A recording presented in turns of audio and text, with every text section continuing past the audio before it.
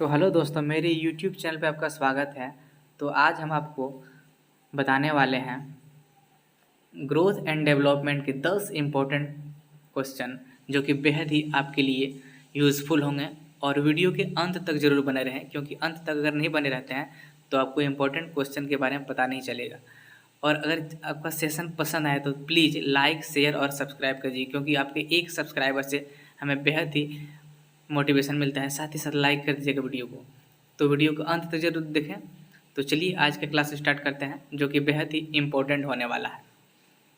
तो चलिए question number first को देखते हैं। तो आज का पहला क्वेश्चन है, विकास कभी ना समाप्त होने वाली प्रक्रिया है, यह विचार किससे संबंधित है? और आपके ऑप्शन है अंतः संबंध का सिद्धांत यानी कि प्रिंसिपल ऑफ इंटीग्रेशन, दूसरा निरंतरता का सिद्धांत प्रिंसिपल ऑफ कंटिन्यूटी, या एकीकरण का सिद्धांत प्रिंसिपल ऑफ इंटीग्रेशन, या चौथा अंतःक्रिया का सिद्धांत प्रिंसिपल ऑफ इंटरेक्शन। तो इसमें जो आंसर हो जाएगा वो हो जाएगा प्रिंसिपल ऑफ कंटिन्यूटी यानी कि निरंतरता का सिद्धांत। तो आज का दूसरा क्वेश्चन देखते हैं, निम्नलिखित में से किस अवस्था में बच्चे अपने पीयर ग्रुप के सक्रिय सदस्य हो जाते हैं? मतलब आपके जो दोस्त हैं, जो जिसके साथ आप रहना चाहते हैं। तो इसके ऑप्शन है, पहला किशोरावस्था यानी कि एडोलेसेंस, दूसरा प्रौढ़ावस्था एडल्टहुड, तीसरा अर्ली चाइल्डहुड पूर्व बाल्यावस्था, या चौथा बाल्यावस्था यानी कि चाइल्डहुड। तो 5 सेकंड है आपके पास। तो इसका जो आंसर हो जाएगा वो हो जाएगा एडोलेसेंस, किशोरावस्था। ऑप्शन ए जिसने लगाया वो इज द राइट आंसर। तो इसका हो जाएगा 2 का ऑप्शन ए। तो चलिए देखते हैं नेक्स्ट क्वेश्चन। तीसरा क्वेश्चन है, विकास के संदर्भ में निम्न में से कौन सा कथन सत्य नहीं है? नहीं है, ध्यान दीजिएगा। तो आपके ऑप्शन है, विकास की प्रत्येक अवस्था में अपने खतरे हैं, विकास उकसाने, बढ़ावा यानी कि स्टिमुलेशन देने से नहीं होता, तीसरा विकास सांस्कृतिक परिवर्तनों से प्रभावित होता है, चौथा विकास की प्रत्येक अवस्था के अपने खतरे हैं। तो सभी आंसर सही हैं सिवाय एक के, वो है ऑप्शन 2, विकास उकसाने बढ़ावा देने से नहीं होता है। Option B is the right answer. Question number 4, निम्न में से कौन सा विकासात्मक कार्य उत्तर बाल्यावस्था के लिए उपयुक्त नहीं है? उत्तर बाल्यावस्था यानी कि लेटर चाइल्डहुड, इनमें से कौन सा नहीं है? नहीं है इम्पोर्टेंट।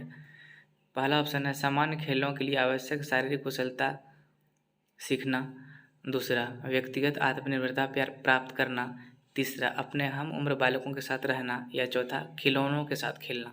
तो इसका सिंपल आंसर है खिलौनों के साथ खेलना। Option D is the right answer. Question number 5 important question है, इसमें बहुत कन्फ्यूजन है, देखते हैं। खिलौने की आयु टॉय एज कहा जाता है? पहला ऑप्शन पूर्व बाल्यावस्था को यानी कि अर्ली चाइल्डहुड, दूसरा उत्तर बाल्यावस्था को लेटर चाइल्डहुड, तीसरा इन्फेंसी यानी कि शैशवावस्था को, या चौथा किशोरावस्था को। तो बुक में तो दिया है अर्ली चाइल्डहुड पूर्व बाल्यावस्था को, लेकिन इसका आंसर होगा ऑप्शन बी, ऑप्शन सी शैशवावस्था। शैशवावस्था होगा इसका आंसर। एक होता है आपका खेल की आयु यानी कि प्ले एज, वो होता है उसमें हो जाएगा ऑप्शन ए पूर्व बाल्यावस्था, लेकिन इसमें जो आंसर है टॉय एज, ये हो जाएगा शैशवावस्था यानी कि इन्फेंसी। तो इसमें थोड़ा कंफ्यूज था, शायद आपका क्लियर हो गया होगा। तो इसका ऑप्शन हो जाएगा 5 का सी शैशवावस्था। तो चलिए देखते हैं नेक्स्ट क्वेश्चन को। क्वेश्चन नंबर 6 की बात करें तो निम्न में से कौन सी पूर्व बाल्यावस्था की विशेषता नहीं है, यानी कि अर्ली चाइल्डहुड की विशेषता नहीं है? तो आपके ऑप्शन है प्री गैंग एज यानी कि गैंग एज से पहले, दूसरा अनुकरण करने की अवस्था इमिटेटिव एज, तीसरा प्रश्न करने की अवस्था क्वेश्चनिंग एज, या चौथा खिलौने की आयु टॉय एज। तो क्वेश्चन को ध्यान से देखिए। तो यानी कि पूर्व बाल्यावस्था जो है वो तो कितने ईयर का होता है? ये होता है 2 से 6 ईयर तक, यानी कि 2 से 6 ईयर तक होता है पूर्व बाल्यावस्था। और इसमें बच्चा क्या क्या कर सकता है? प्री गैंग एज होगा, यानी कि ग्रुप में नहीं रह सकता इस टाइम में। अनुकरण करने की अवस्था, अनुकरण कर पाता है बच्चा, समझ सकता है। तीसरा प्रश्न करने की अवस्था, इसमें बच्चा बहुत प्रश्न करेगा। देखिएगा 2 से 4 साल का बच्चा हर चीज़ में प्रश्न करेगा।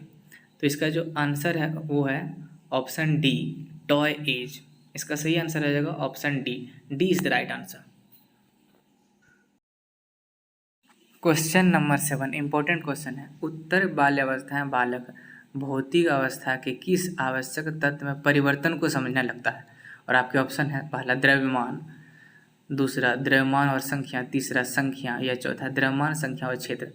तो इस एज में बच्चा जो उत्तर बाल्यावस्था होता है वो 7 से 11 वर्ष का होता है और इसमें बच्चा द्रव्यमान, संख्या और क्षेत्र तीनों को समझ सकता है, यानी कि भार, नंबर और एरिया तीनों को आसानी से समझ सकता है।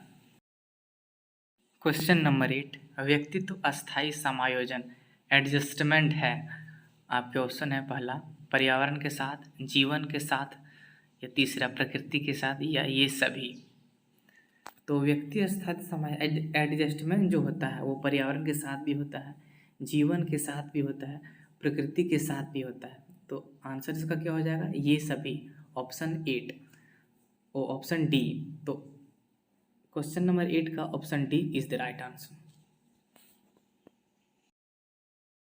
क्वेश्चन नंबर 9 आज का सेकंड लास्ट क्वेश्चन। शर्म तथा गर्व जैसी भावना का विकास किस अवस्था में होता है? यानी कि सेम एंड प्राउड का विकास किस अवस्था में होता है? आपके ऑप्शन है पहला शैशवावस्था, दूसरा बाल्यावस्था, तीसरा किशोरावस्था, या चौथा वृद्धावस्था। तो इसका जो ऑप्शन है वो हो जाएगा बाल्यावस्था, यानी कि ऑप्शन बी। और बाल्यावस्था कितने ईयर का होता है? 2 से 11 या 12 ईयर तक। इस अवस्था में बच्चा शर्म तथा गर्व जैसी भावना का विकास हो जाता है। तो option B is the right answer. तो आज का क्लास अंतिम सफर के रूप में है और ये आज का लास्ट क्वेश्चन है। क्वेश्चन 10 शैशवावस्था की मुख्य अवस्था क्या नहीं है? इन्फेंसी की मुख्य अवस्था क्या नहीं है? नहीं है वाला इंपॉर्टेंट, को ध्यान से देखिएगा क्वेश्चन को। तो आपके ऑप्शन है पहला सीखने की प्रक्रिया में तीव्रता, दूसरा जिज्ञासा की प्रवृत्ति, तीसरा चिंतन प्रक्रिया थिंकिंग प्रोसेस, या अनुकरण द्वारा सीखने की प्रवृत्ति। तो क्वेश्चन अच्छा है, ध्यान से देखिए। तो इसका जो आंसर है वो हो जाएगा थिंकिंग प्रोसेस, चिंतन प्रक्रिया। ये बच्चा नहीं कर पाता है शैशवावस्था में। और बाकी को देखते हैं। सीखने की प्रक्रिया में तीव्रता, बहुत तेजी गति से सीखेगा बच्चा।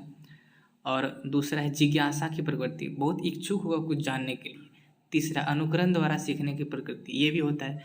जैसे कि कोई बच्चा है, जैसे पापा को देख लिया सेविंग करते हुए तो वो बच्चा भी सेविंग करने लगेगा।